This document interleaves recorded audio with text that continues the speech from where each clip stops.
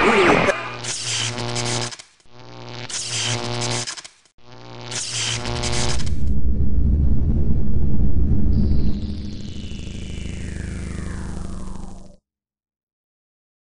how did you and Ed hook up and begin this partnership? My son is in Beneath the Burning Sun, and Tom's been part of the family for a long time, and we just knew about it, tried to help out, try to make things bigger, and just have some fun with it. Now, do you remember that when did he come to you with this idea, or did it kind of come up together? Kind of came up together just because he's a car salesman. So he's got more of the business and the people skills and the things like that, and I know more of like the artist management side of it and getting the bands together and things like that. And he just kind of started helping out more and more with Wake the Dead 2, and then he's just kind of worked his way up to taking an equal role in it and taking care of all the business side of it. So now, how did you guys decide on this year's headliner?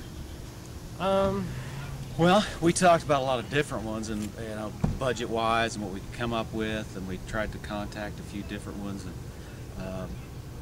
it's just hard to get the right kind of headliner for what our budget is, and then the dates and the times. And we found that Vintage Burning, Beneath the Burning Sun, had played with them and seasons after at the Blue Goat, and had other experiences with them, but we heard them play before and liked them and thought they'd be a great fit for what we are. And they were just recently signed by Dirtbag Music, which is the same band, label, ILG Warner Group, that Seasons After is with. And I just thought it'd be a nice transition to the next year and see what we could do with them. And I think they're pretty exciting. They put on a good show, and they've got there's a lot more female lead singers in metal coming around now, and I think it puts us more on a leading edge and that kind of thing with her and with Vintage Burning. Now, what are you guys hoping to accomplish with this year's event? Are you trying to just get the word out there and make this an annual, yearly thing? Yeah, this is the third year. Tom wants to be doing it until he's in a wheelchair, probably. Yeah, I want to be able to ideally get signed and go out on the road and be playing national tours, and then tell the label or whoever, hey, we got to come back on this day and do Wake the Dead, because I want it to, I mean, a big part of why we started it was just because we noticed how good this scene around here is, and everybody's saying there's nothing to do around here. Well, there is stuff to do around here, and there's a lot of good bands around out here. And then this year we kind of, and it was a conversation we had in deciding on the headliner, do we want to dump a bunch of money into it and help a bunch of people show up, or we decided ultimately to use this kind of as a transition year where we get a decent headliner for a decent price, and we try and get the attention of sponsors this year, so that next year if we get more sponsorship and more vendors and things like that, then we can start to look for a bigger band, and then we don't have to charge the local bands as much to be able to play. So, and we'd keep our ticket price low. I mean, it's only $10 for the show for 13 bands. It's 13 at the door, but it's really a great, I mean, what else can you spend $10 on and have that kind of fun and that kind of entertainment and all the different things that go on? We have some side attractions. I mean, last year we had some fire eaters, and they'll light themselves on fire and everything else, and it's a lot of little different side attractions, some cool stuff, and all the bands have their merch there and they sell their merch, and it's a thing so that when we talked about a headliner,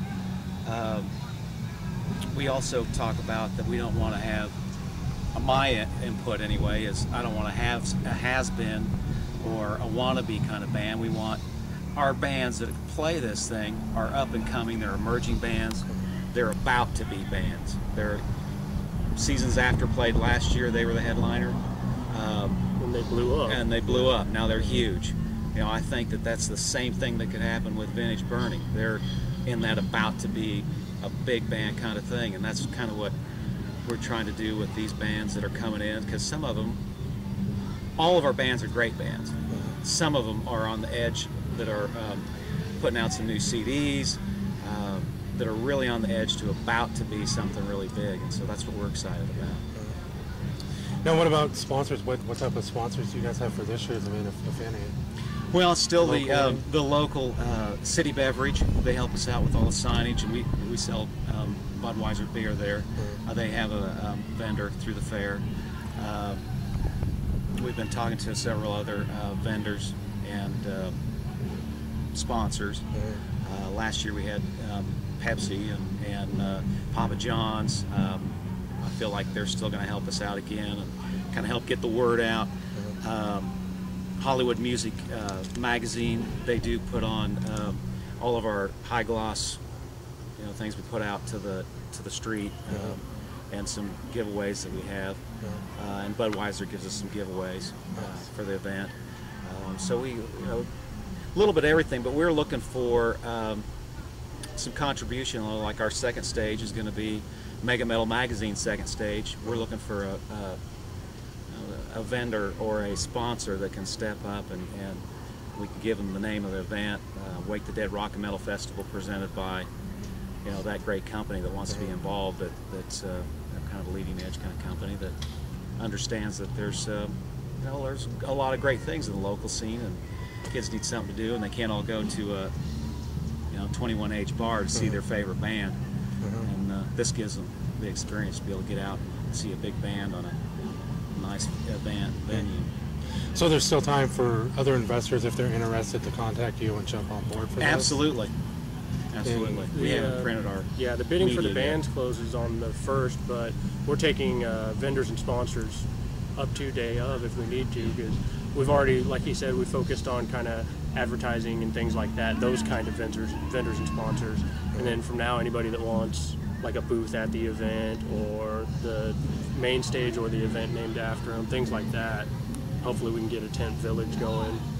So we'd like some related vendors, like a tattoo or piercing artists, t-shirt companies that would sell that kind of thing. And we have the bands that are going to be selling all of their merchandise, of course, but apparel, anything that that 15 to 30-year-old wants to buy when they're at, or look at, or see, that can influence them to make a decision for that company's product. So there's a lot of things out there that I think should be at the event.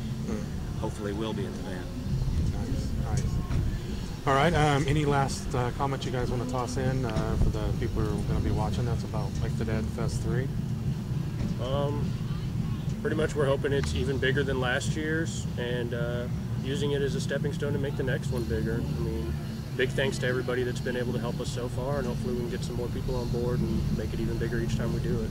Yeah, and it will be a bigger event this year, and we will have a larger crowd. We're going to have lots of things to do, some great side attractions, so to speak.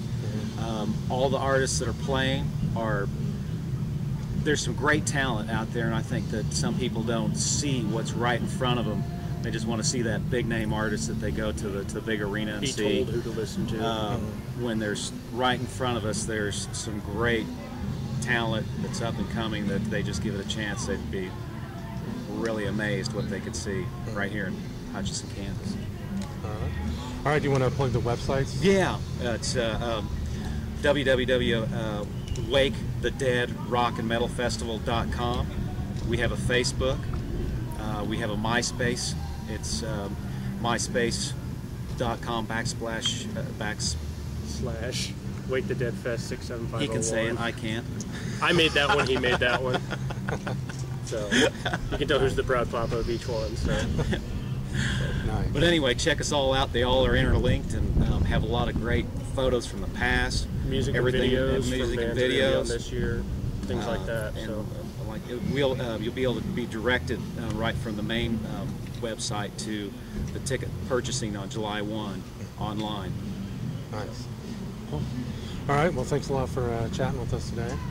Well, thanks a lot for having us. Definitely looking forward to this year's event. Well, we love the partnership with Mega Metal, and that's important to us, and we really appreciate it. Oh yeah. Well, we're here for the long haul. So. All right. Awesome. Yeah. We love it. Cool.